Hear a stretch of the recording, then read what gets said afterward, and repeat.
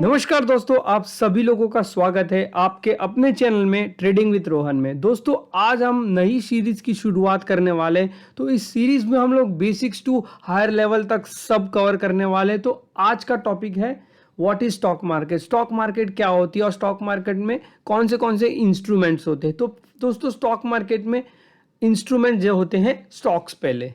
तो आप क्या करते हो, आप स्टॉक्स को बाय करते हो या स्टॉक्स को सेल करते हो। मान लीजिए एक एग्जांपल के तौर पे मैं आपको बताता हूं, आपने एक स्टॉक को खरीदा है 5 रुपए में, ठीक है, और उस 5 रुपए से बढ़कर कीमत हो गई 6 रुपया, यानी कि यहाँ पे आपको 1 रुपीज का प्रॉफिट हो रहा है। तो आप प्रॉफिट को बुक करके आप अपना मुनाफा कमा सकते हैं। अगर समझिए 5 रुपया है और इस प्राइस हो गया है इसका 4 रुपया, यानी कि आपको 1 रुपये का यहाँ पे नुकसान होने वाला है। तो दोस्तों इस बेसिक से, ये तो बेसिक से आपको पता होगा स्टॉक मार्केट में किस तरह से काम होता है। अब हम आगे ऐसा और भी कुछ नई चीजें सीखने वाले हैं जो आपने पहले सुनी नहीं होंगी। दोस्तों लोग स्टॉक मार्केट में तो शुरुआत करते हैं बट वो लोग बॉन्ड्स में कभी नहीं इन्वेस्ट करते। तो दोस्तों आपको अपने रिस्क को डाइवर्सिफाई करना होगा, आपको बॉन्ड्स में भी इन्वेस्ट करने होंगे।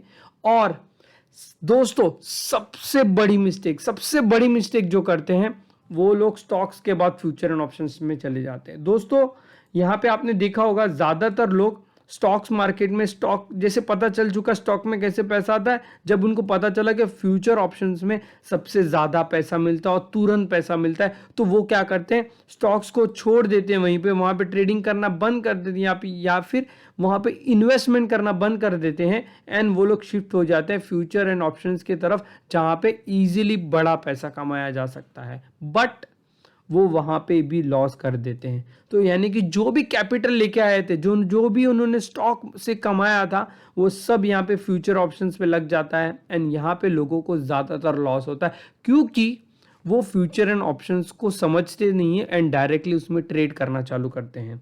फ्रेंड्स इसके कुछ स्टेप्स रहते हैं, ये आपको जरूर पहले सीखने चाहिए। जब आप स्टॉक मार्केट में, यानी कि आप स्टॉक्स में अच्छा खासा प्रॉफिट करते हो, तो वो प्रॉफिट का पैसा ही फ्यूचर ऑप्शंस में लगाएं, ना कि जो भी आपने कमाया वो सब ऑप्शंस में लगा दें। तो लोगों की यहाँ पे बहुत ज़्यादातर मिस्टेक्स होती है जिसकी वजह से फ्यूचर एंड ऑप्शंस में लोग काफ़ी नुकसान कर देते हैं। तो फ्रेंड्स आपको, अगर आप नए हैं तो आप स्टॉक को ही फोकस कीजिए, आप फ्यूचर एंड ऑप्शंस में मत जाइए इनिशियल स्टेज पे।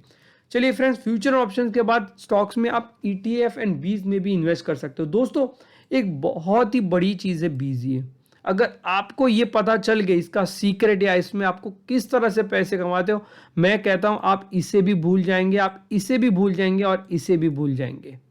सबसे safest way of getting money in the stock market. Friends बीज में भी बहुत अलग अलग टाइप्स के बीज हैं, इंडेक्स में भी बीज हैं, ऑटो के भी बीज हैं, IT के भी बीज हैं। तो मैं ये बीज एक अलग सेक्शन में कवर करने वाला हूँ वीडियो में आगे, तो वो वीडियो को भी जरूर देखें। लेकिन बीज में भी आपको इन्वेस्ट करना चाहिए।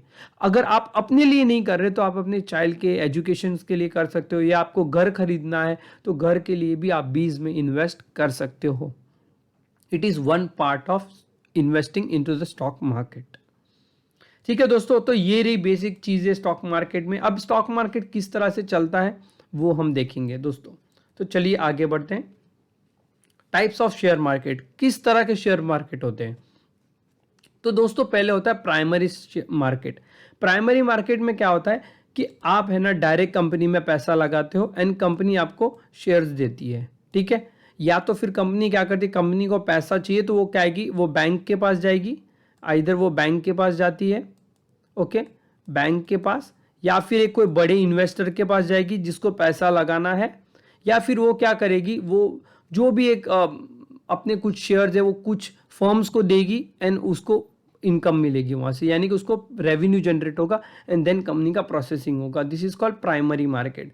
अब सेकेंडरी मार्केट क्या होता है।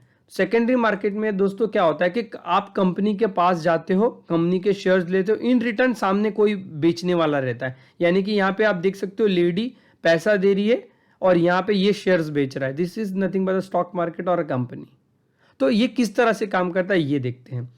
देखिए दोस्तों, प्राइमरी मार्केट मैंने ऑलरेडी समझाया कि कंपनी आपको इनडायरेक्टली इंस्टीट्यूशनल इन्वेस्टर्स रहते हैं या बैंक को पैसा देती है, ठीक है। फिर वो क्या करती है, अगर उसको और भी पैसे चाहिए तो वो क्या करेगी, कंपनी को लिस्ट करेगी। कहाँ पे करेगी, NSE एंड BSE में। जैसे उसने कंपनी को लिस्ट किया NSE BSE में, तो एक आईपीओ आएगा, जब हम आईपीओ भरते हैं। कंपनी को पैसा चाहिए, कंपनी हमको शेयर्स देती है और उसके बदले एक आईपीओ आता है। आईपीओ मिलने के बाद वो शेयर्स को डिस्ट्रीब्यूशन होता है। अगर आपको आईपीओ लगा होगा तो आपको शेयर्स मिलेंगे, अगर नहीं लगा होगा तो वो शेयर्स के बदले आपको पैसे आपके रिटर्न दे देगी, यानी कि आपका यहाँ पे कुछ भी नुकसान नहीं हो रहा है दोस्तों।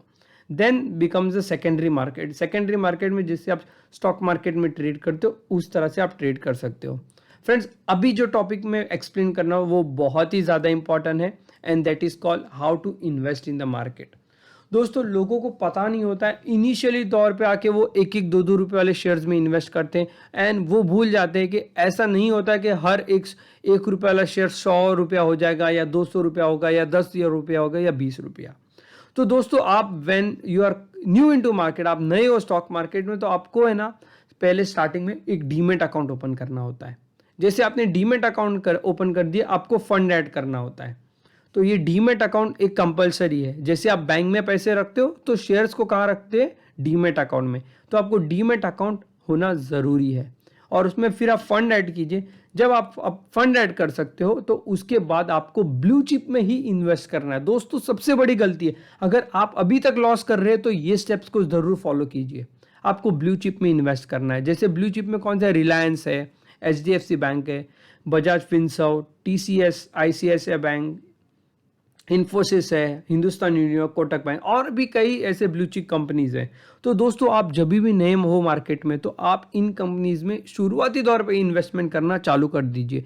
और इसमें किस तरह से इन्वेस्ट करना है ये मैं आपको नेक्स्ट वीडियो में बताने वाला हूं, तो इसके बाद वाला वीडियो ज़रूर फॉलो कीजिए। दोस्तों, ये पूरी सीरीज़ होने वाली है, किस तरह से इन्वेस्टमेंट करना है, क्या स्टेप्स लेने हैं, फिर हम धीरे धीरे स्टॉक्स मार्केट के बारे में समझेंगे, स्ट्रेटेजीज समझेंगे, फ्यूचर ऑप्शंस पे भी जाएंगे। तो पूरी सीरीज होने वाली है, तो हम स्टेप बाय स्टेप जाएंगे। तो अभी मैंने आपको बता दिया ब्लू चिप कंपनीज क्या होती है, जो वो कंपनीज होती है जो वेल एस्टैब्लिश्ड है मार्केट में।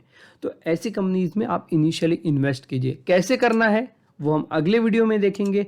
तो दोस्तों, thank you very much for watching this video. बहुत ही शुक्रिया आप इस वीडियो को देखे हो। तो मेरी जाने से पहले मेरी चैनल को ज़रूर सब्सक्राइब करें। अगर आपको अच्छे वीडियो लगे हो तो कमेंट और शेयर ज़रूर कीजिए। Thank you friends for watching trading with Rohan.